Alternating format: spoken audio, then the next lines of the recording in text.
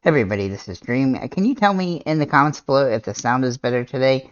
Somebody mentioned that the sound has been getting lower, so I'm trying to fix it. If it's a little too high or too low, then let me know in the comments below. So let's go ahead and get into the slate. This is a 13-game Major League Baseball slate here for baseball that starts at 7 o'clock. Now, this slate is somewhat annoying because there are a lot of weather-related issues. We have weather issues in Pittsburgh, the New York Mets game, Kansas City Royals game, St. Louis game, and Atlanta game. And there's even some light rain potentially in the Colorado game. So do keep all that in mind. We will need to check back on weather closer to the slate. With that said, though, it does seem like a pretty interesting slate. I do think it's going to be very high scoring, so do keep that in mind. Pitching is very wonky today. There's a few top pitchers, and then there's really not a whole lot else. So let's go ahead and get into it here. It's very similar to yesterday in the pitching front. So the most expensive pitchers are playing against the weakest teams, which is sometimes an advantage, but it is hard on a slate where there's not a ton of value. So let's go and get into it, though. So we're going to start with Aaron Nola here for Philly. Now, he has been pitching pretty well. He's been inconsistent, though, throughout the season.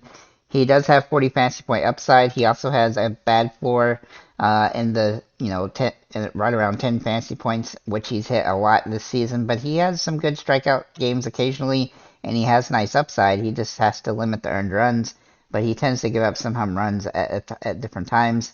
Then we'll look at over for Minnesota. Now he faces Kansas City, which is in a nice plus matchup for him. He has a 15 plus fantasy point floor, which is a lot better than Nola's, but he doesn't have quite the upside that Nola does. But he's in a good position here for a decent day. An 18 to 22 fantasy point game is definitely in play here. Then we'll look at Mr. Paxton for Boston. I do think he's a viable option today. A lot of games in the 20 to 24 range, and this situation gives him a similar type of range. I don't really think he'll get too much higher, but I'm not a big fan of San Francisco on this particular slate. I'm also going to mention Clevenger for Chicago White Sox. Now, he is coming off the injury list, so that is a concern, but he has 5 games in the last 7 over 15 fantasy points. Now, none of those were over 21 fantasy points, so to keep that in mind. But he's pitched, average, you know, okay. So, and this matchup is definitely a plus for him against Cleveland, who, while they don't strike out a lot, they don't tend to score a ton of runs. So he does have some utility here, but he's high risk, high reward, kind of a Hail Mary play as he's nice and cheap, though. So that has help. Moving our catchers here, we're going to start with Will Smith for the Dodgers. Now, Will Smith has hit the ball extremely well lately with a 326 average. He has been pretty solid, though he had some strikeouts the last few games. He does have good metrics for this game, and I like his upside here against Cincinnati. Though they are at home, if he was on the road, he would be close to a must-play. But as such, Shea Langrisser for Oakland is in a really good spot here. He had a really good game yesterday. He didn't even hit a home run. He had a double and a triple. I look for a similar potential type of game again, as he has really nice upside in this matchup, and he has home run potential. I also like Cal Raleigh for Seattle. He has a good matchup here against Arizona, and he has hit the ball really well recently with 3 home runs in the last 10 games. Though he is striking out some, he is managing to get hits in just about every game and score some fantasy points. And then another option is Yasmani Grandal for the White Sox. Now he can play at first base too. He's been surprisingly well lately hitting the ball, hitting about 270 over the last 10 games. He's also averaging a better fantasy points per game. He doesn't start every game, but if he does draw the start today, he'll definitely be in play. Obviously, Atlanta's catchers are also in play today as well. Moving to first base, we'll start with Freddie Freeman for the Dodgers. He is hitting 460 average over the last 10 games, which is pretty ridiculous. He also has home run potential. He's also getting doubles and triples, which is nice.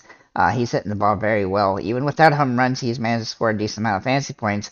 However, he does really need a home run to pay off at this price range. Same goes for Matt Olson. He has really nice upside here. Now he's facing a pitcher that used to be on the Braves today, which is interesting. He hasn't had the best batting average recently, but when he gets home runs, he pays off quite easily. So he has that metric here today for another home run, and he's been hitting them crazily lately. Then we'll look at Seth Brown for Oakland. Now he is available at first or in the outfield.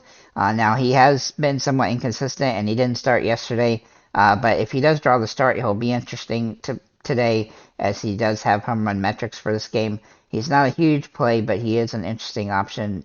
Just somebody that hasn't hit the ball very well lately. Uh, Pete Alonso, though, for the Mets is in a great spot here. He's a little bit underpriced.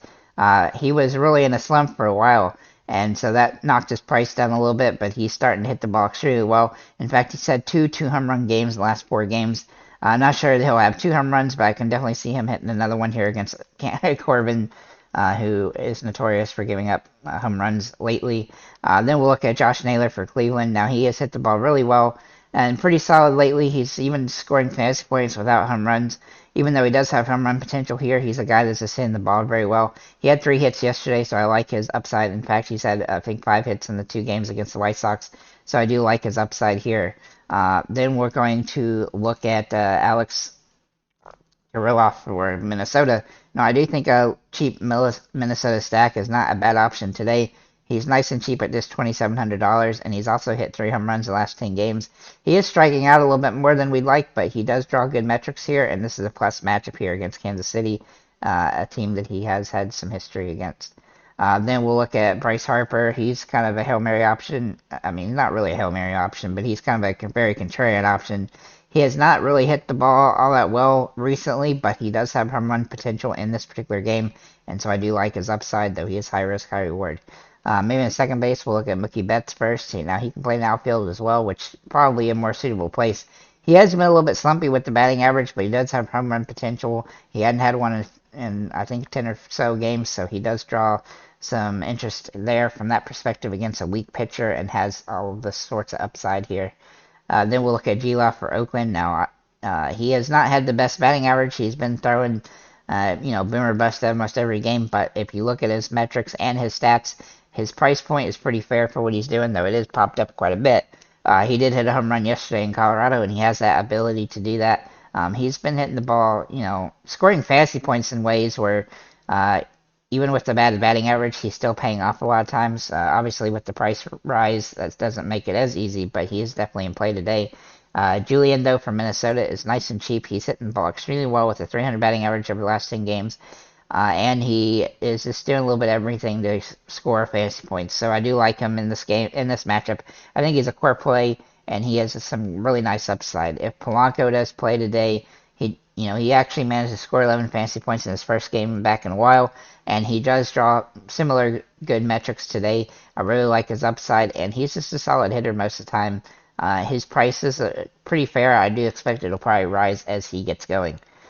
Jake Berger is also in play for second base or third base, as he has hit the ball very inconsistent throughout the season, but he is hitting home runs, and he actually has had 4 home runs in the last 3 games, and if he can continue that trend, then he'll definitely pay off, though he does feel a little bit boomer busty. He does have history of kind of being streaky when it comes to having big games in a row and then dropping off, but I do like his potential today. Then we'll look at Kim for San Diego. He also draws good metrics here. He's hitting the ball very well, including a bunch of home runs in the last 10 games with 3. The batting average has been high, and he's managed to score fantasy points in lots of different ways. He also has stolen base potential here. Then we're going to look at the third baseman here, and we'll look at Ramirez for Cleveland. Now, he's a little bit risky because I do like a little bit of Clevenger, but I do think he has good home run metrics for this game, and he's hitting the ball pretty solid lately. He has nice upside and has some home run potential. He just needs to get hits that are not right at people, which he's done a lot lately. Then we'll look at McMahon for Colorado. Now, he is high risk, high reward because he's at Colorado, but he does hit the ball better at home than on the road, by a little bit at least. So he has home run potential here. He has been somewhat inconsistent throughout the year, but he does draw the home run metrics today against a weak pitcher. Austin Riley is also in play for Atlanta. I really do like his upside today. He has hit the ball very well with 7 home runs the last 10 games, including one yesterday against Milwaukee. I like his upside here, and he's got a nice plus matchup again, which gives him a lot of utility. Gunnar Henderson for Baltimore is also in play at third base or shortstop. He has hit the ball somewhat inconsistent throughout the year. In fact, he's been in a really bad batting average spot, but he does have home run potential here, and that gives him some utility. Then we'll look at Bregman, who's also pretty expensive today. He's just hitting the ball very well, and he's definitely in play. However, he does have a little bit of a tough matchup here But he does have that home run metric, which gives him a lot of upside. It's going to be kind of hard for third base because there's just a lot of expensive guys and not a lot of value. Obviously, Jake Berger can also play here at third base, who I already mentioned. Maybe a shortstop, I mentioned Gunnar Henderson, but I'm also going to mention Tim Anderson for the Chicago White Sox. He's surprisingly starting to hit the ball very well. He's had 13 hits in the last 10 games. He's also had doubles and triples. He's also not striking out much, which is which is good. He's maybe starting to see the ball really well. I do like his potential here, and he has some low-end stolen base upside if he can get on base. But he hasn't really done that a lot this season. But he does have the potential. Granted, he hadn't gotten on base very much throughout the year up until recently. So Lindor for the Mets, though, he's in play. His batting average is not been great, but he has managed to score different ways, and he has getting some stolen bases, which has helped his fantasy point output as well. He does have some home run upside, but not a ton, but he is a viable option on the slate. J.P. Crawford for Seattle also in play. He has been pretty good recently, hitting a 282 batting average, though he has not had a whole bunch of top tier games. He's not a huge home run threat, but he does have good hitting stats recently. Excuse me. And that does give him some upside, especially at a pretty cheap price. Carlos Correa is also in play for Minnesota, as he has a really nice matchup here, though he has not hit the ball well. His price is still pretty fair, and if you go with the Minnesota stack, he's definitely a way to do it. Excuse me. Maybe in outfield, we're going to look at Acuna, who's just been on a tear.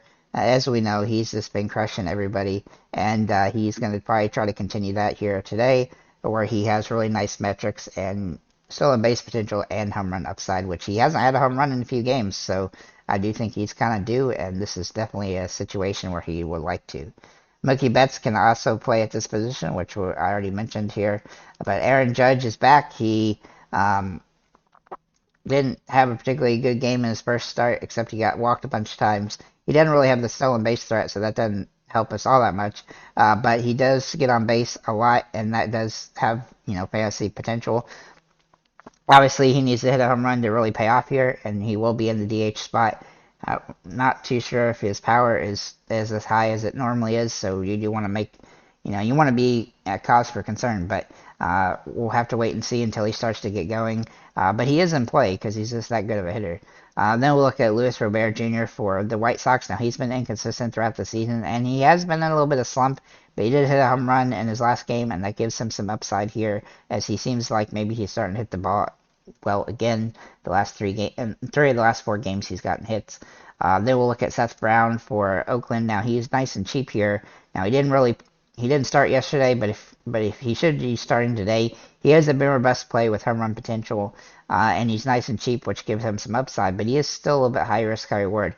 But this situation definitely gives him some upside. Then we'll look at Nolan Jones for Colorado, and I really do like his potential in this game. He has been a little bit better actually on the road than at home from a batting average perspective, but he averages more fantasy points at home, and this is a good situation for him. He also managed to have 1 at-bat yesterday. He didn't start, but he did come in and get an at-bat and got a hit, so I do like his potential here, the weak pitching on both ends of the bats in this particular slate. Then we'll look at Profar for Colorado. Now, he is a little bit riskier than Jones is, but he has hit the ball pretty decently lately, and while he doesn't have home run potential, he hits the ball a lot better at home than on the road, so he does draw some good metrics here. He also doesn't strike out as much at home, which is a weird stat. Then we'll look at Eloy Jimenez for Chicago White Sox. Now, he has hit the ball extremely well, a 378 batting average over the last 10 games. I really do like his upside and home run potential. He's also managed to score fantasy points in lots of different ways, which definitely gives us some upside, as he's get lots of hits and RBIs and stuff. So that gives us some opportunity to score fantasy points today, especially if you go with the White Sox stack, which is actually pretty viable today. Then we'll look at Max Kepler for Minnesota. Now, he's high risk, high reward, but he has improved his batting average recently, as he's hit 316 over the last 10. He's still a little bit of a concern because he hasn't hit the ball very well this season, but he seems like maybe he's starting to figure it out, and this is definitely a good time to figure it out. Michael Harris is also in play for Atlanta. Now he hasn't had the home run potential that we really wanted him to have this season, but he's still hitting the ball pretty decently, and he's been going up and down. But he's had a 382 batting average over the last 10 games, and he does have stolen base potential, which is definitely an advantage on this particular slate as well. And then we'll look at Belede for Oakland. He has not hit the ball particularly great throughout the season, but he does have home run metrics here, and this game in Colorado definitely gives him some upside. Though he did go 0 for 5 yesterday, he did have four opportunities where he just hit the ball to guys instead, though. Then we'll look at Tommy Pham for the New York Mets. Now, he has not hit the ball well. He is simply here because he draws home run metrics on this particular slate. I'm a little surprised that he really looks that good, but he does look decent today, so I am including him. He is high risk, high reward, kind of a Hail Mary play. My sub $3,000 plays are Alex Kirilloff for $2,700 at first base, Max Kepler for $2,800 in the outfield. Matt Wallner is an interesting play at $2,500 in the outfield.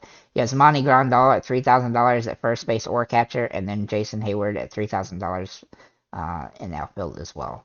So with that said, guys, thank you for liking, commenting, subscribing. If you have any comments or questions, feel free to leave them below, and have a nice day, guys.